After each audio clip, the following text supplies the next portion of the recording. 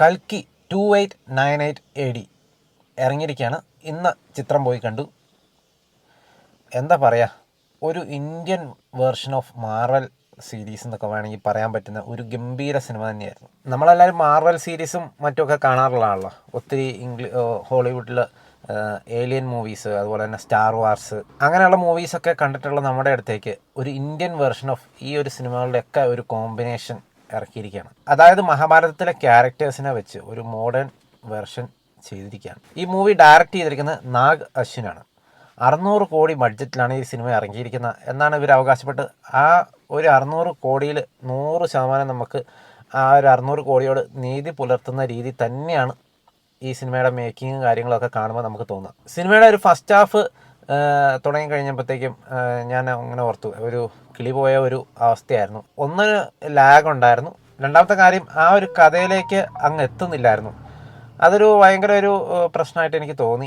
ഒരു first half അങ്ങ് കഴിയാറായി കഴിഞ്ഞപ്പോഴത്തേക്കുമാണ് നമുക്ക് ചെറിയൊരു എന്താ പറയുക, ഒരു സ്പാർക്കും കാര്യങ്ങളൊക്കെ കിട്ടി തുടങ്ങിയത്. സെക്കൻഡ് ഹാഫിൽ വന്നു കഴിഞ്ഞപ്പോഴത്തേക്കും എൻറ്റയർലി ഡിഫറൻ്റ് ആയി. ആ സ്റ്റോറിയും, അതായത് സ്റ്റോറിയുടെ ആ ഡെപ്തിലേക്ക് കാര്യങ്ങളിലേക്കൊക്കെ വന്നു. പുതിയ പുതിയ ക്യാരക്ടേഴ്സ്, അതുപോലെ തന്നെ സ്റ്റണ്ട് സീക്വൻസുകൾ എല്ലാം കൂടെ ആയി കഴിഞ്ഞപ്പോഴത്തേക്കും സെക്കൻഡ് ഹാഫിൽ എത്തിക്കഴിഞ്ഞപ്പോഴത്തേക്കും സിനിമ തീ പാർന്ന ഒരു ഐറ്റം തന്നെയായി മാറി. പ്രഭാസ്, ഓഫ് കോഴ്സ് പ്രഭാസാണ് ഇതിൻ്റെ അകത്ത് നായകൻ. പക്ഷേ പ്രഭാസിനെ കാട്ടും എനിക്ക് ഇതിൻ്റെ അകത്ത് ഭയങ്കരമായിട്ട് ഇഷ്ടപ്പെട്ടത് നമ്മുടെ ബിഗ് ബി അമിതാഭ് ബച്ചൻ്റെ പെർഫോമൻസ് ആണ്. ഒരു ഫസ്റ്റ് ഹാഫിൻ്റെ ഒരു പകുതിക്ക് ശേഷമാണ് അമിതാഭ് ബച്ചൻ്റെ ആ ഒരു ക്യാരക്ടർ സിനിമയിലേക്ക് എസ്റ്റാബ്ലിഷ് ആകുന്നത്. പക്ഷേ അതിനുശേഷം ആ അമിതാഭ് ബച്ചൻ്റെ ആ ഒരു ഓറയും, അതുപോലെ തന്നെ പുള്ളിയുടെ ആ ഒരു പെർഫോമൻസ് ഒക്കെ ആകുമ്പോഴത്തേക്കും സത്യം പറഞ്ഞു കഴിഞ്ഞാൽ കുറേ കാലത്തിന് ശേഷം അമിതാഭ് ബച്ചൻ, എൻ്റെ ഒരു അഭിപ്രായം, ഞാൻ അമിതാഭ് ബച്ചൻ്റെ ഒരു സത്യം പറഞ്ഞു കഴിഞ്ഞാൽ ഒരു നല്ല സിനിമ നമ്മളിപ്പോൾ ബിഗ് ബി എന്നൊക്കെ പറഞ്ഞ് പറയുമെങ്കിലും 81 വയസ്സായി പുള്ളിക്ക്, അത് നമ്മൾ ആലോചിക്കണം. അപ്പോൾ പുള്ളിയുടെ ഒരു നല്ല സിനിമ എൻ്റെ ഒരു കാലഘട്ടത്തിൽ ഞാൻ അധികമൊന്നും സത്യം പറഞ്ഞാൽ കണ്ടിട്ടില്ല. നമ്മളെപ്പോഴും പുള്ളീനെ പറയുന്നത് ഷോലെ എന്ന് പറയുന്ന ഒരു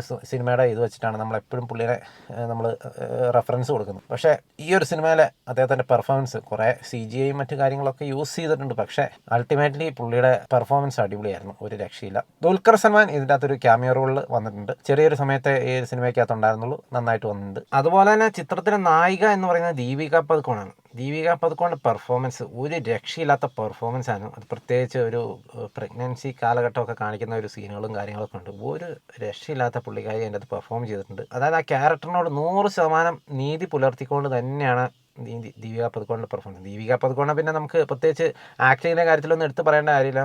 വളരെ മാർവലസ് ആയിട്ട് അഭിനയിക്കുന്ന ഒരു ആക്ട്രസ് തന്നെയാണ് പുള്ളിക്കാരി. വളരെ ഗംഭീരമായിട്ട് പുള്ളിക്കാരി കിട്ടിയ റോള് വളരെ ഭീകരമായിട്ട് പുള്ളിക്കാരി അഭിനയിച്ച് തകർത്തിട്ടുണ്ടെന്ന് തന്നെ വേണം പറയാൻ. അതുപോലെ തന്നെ ദിശ പട്ടാണി ഇതിൻ്റെ അകത്തൊരു ചെറിയ റോളിൽ അഭിനയിച്ചിട്ടുണ്ട്. അതുപോലെ തന്നെ ഇതിൻ്റെ അകത്ത് വില്ലന്മാരായിട്ട് അഭിനയിച്ച ആൾക്കാരുടെ ഒക്കെ പെർഫോമൻസുകൾ ഗംഭീരമായിരുന്നു. എനിക്ക് ആരുടെയും പേരുകളൊന്നും കൃത്യമായിട്ട് അറിയത്തില്ല. വില്ലൻ സൈഡുകളിൽ അഭിനയിച്ച പ്രധാനപ്പെട്ട ക്യാരക്ടേഴ്സൊക്കെ വളരെ ഗംഭീരമായിട്ട് തന്നെ പെർഫോം ചെയ്തിട്ടുണ്ട്. അതുപോലെ തന്നെ ശോഭന ഇതിൻ്റെ അകത്തൊരു നല്ലൊരു റോള് ചെയ്യുന്നുണ്ട്.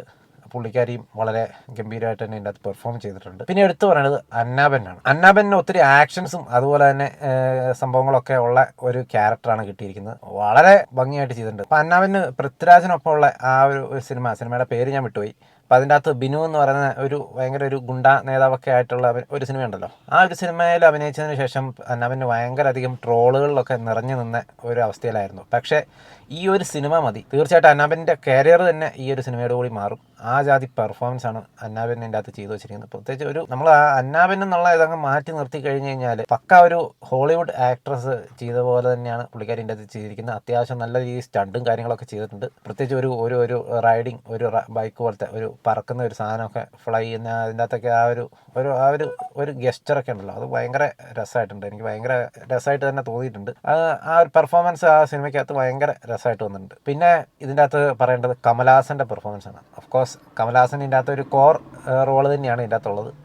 വില്ലൻ സൈഡാണ്. അത് നിങ്ങൾക്ക് സിനിമ കാണുമ്പോൾ മനസ്സിലാവും. നമുക്ക് വേറെ കഥയിലോട്ടൊന്നും പ്രവേശിക്കാനായിട്ട് പറ്റില്ല, എല്ലാം സ്പോയിലറായി പോകും. കമലഹാസനെ ഇതിൻ്റെ അകത്ത് ഒരു 2 അപ്പിയറൻസിൽ കാണിക്കുന്നുണ്ട്. ഭയങ്കര രസമായിട്ട് തന്നെ കമലഹാസൻ്റെ ആ ഒരു പെർഫോമൻസുകളൊക്കെ വന്നിട്ടുണ്ട്. പിന്നെ ഈ ചിത്രത്തിൻ്റെ അകത്ത് എടുത്ത് എനിക്ക് പറയാനുള്ളത് ഇതിനകത്തെ ആർട്ട് വർക്കും അതുപോലെ തന്നെ കോസ്റ്റ്യൂം ഡിസൈനിങ്ങും അതേപോലെ തന്നെ ഇതിൻ്റെ ക്യാമറ വർക്കുമാണ്. നമ്മളിപ്പോൾ ഇത് 300 പോർത്തീമിയസ് അതുപോലെ തന്നെ മാർവൽ സീരീസൊക്കെ കാണുമ്പോൾ നമുക്ക് കിട്ടുന്ന ആ ഒരു മോഡലുള്ള ഒരു സെപ്പറേറ്റ് ഒരു വേൾഡ് തന്നെ ഇവർ ക്രിയേറ്റ് ചെയ്തിട്ട് അതായത് 98 എന്ന് പറയുന്ന ആ ഒരു കാലഘട്ടത്തിൽ നടക്കുന്ന ഒരു സംഭവമായിട്ടാണ് ഒരു ചിത്രം അവതരിപ്പിച്ചിരിക്കുന്നത്. അപ്പോൾ ആ ഒരു കാലഘട്ടത്തിൽ ഉണ്ടാകാൻ സാധ്യതയുള്ള വെപ്പൺസ്, ആ ഒരു കാലഘട്ടത്തിൽ നമ്മുടെ ഭൂമിയിൽ നടക്കാൻ സാധ്യതയുള്ള മാറ്റങ്ങൾ, അങ്ങനത്തെ സംഭവങ്ങളൊക്കെ, ഒരു പുതിയ വെപ്പണുകളും മറ്റു കാര്യങ്ങളും ടെക്നിക്കലി എല്ലാവരും ഹൈഫൈ ആയി അങ്ങനെയുള്ള ഒരു സാഹചര്യത്തിലേക്ക് പല പല സംഭവങ്ങൾ, പല പല ലെയറുകളാണ് ഈ ഒരു ചിത്രത്തിൽ പറഞ്ഞു വെക്കുന്നത്. അതുപോലെ തന്നെ ഇതൊന്നും അല്ലാതെ ഇതിൻ്റെ ഉള്ളിൽ കൂടെ ഒരു ഭയങ്കര ഒരു സ്റ്റോറിയും പറഞ്ഞു പോകുന്നുണ്ട്. അതായത് സ്റ്റോറി മാത്രമല്ല, ഒരു ഭയങ്കര ഒരു തീം ഇതിൻ്റെ അകത്ത് പറയുന്നത് പോകുന്നുണ്ട്. അതായത് നമ്മുടെ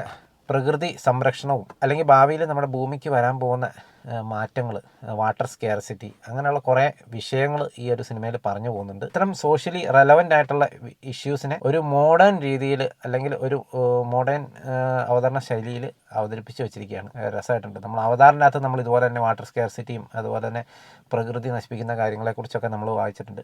പക്ഷേ അതിൻ്റെയൊക്കെ ഒരു ഇന്ത്യൻ വെർഷൻ അത് ഒരു മഹാഭാരതവും ഒക്കെ ആയിട്ട് ടച്ച് ചെയ്ത് അതുമായിട്ടൊക്കെ ലിങ്ക് ചെയ്ത് വരുന്ന ഒരു സ്റ്റോറി ആയിട്ട് കണക്ട് ചെയ്ത് വെച്ചിട്ടുണ്ട്. വളരെ ഗംഭീരമായിട്ട് പുള്ളി എടുത്തു വെച്ചിട്ടുണ്ട്. തുടക്കം മുതൽ അവസാനം വരെ എന്ന് പറയല, സെക്കൻഡ് ഹാഫിലേക്ക് എത്തുമ്പോഴാണ് നമുക്ക് സിനിമ ഒരു ഭയങ്കര ഒരു ത്രില്ലിങ്ങിലേക്ക് വരുന്നത്.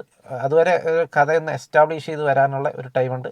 പിന്നെ ചില സ്ഥലത്ത് ചെറിയ രീതിയിൽ ലാഗും നമുക്ക് തുടക്കത്തിൽ ഫീൽ ചെയ്യും. പിന്നെ അങ്ങോട്ട് തീ പാർന്ന പെർഫോമൻസുകളും സ്റ്റണ്ടുകളും ആക്ഷൻസുകളും ഒക്കെയാണ്. ഓവറോൾ ഒരു ഗംഭീര മേക്കിങ്ങിൽ നിർമ്മിച്ചെടുത്ത ഒരു ഇന്ത്യൻ മൂവി.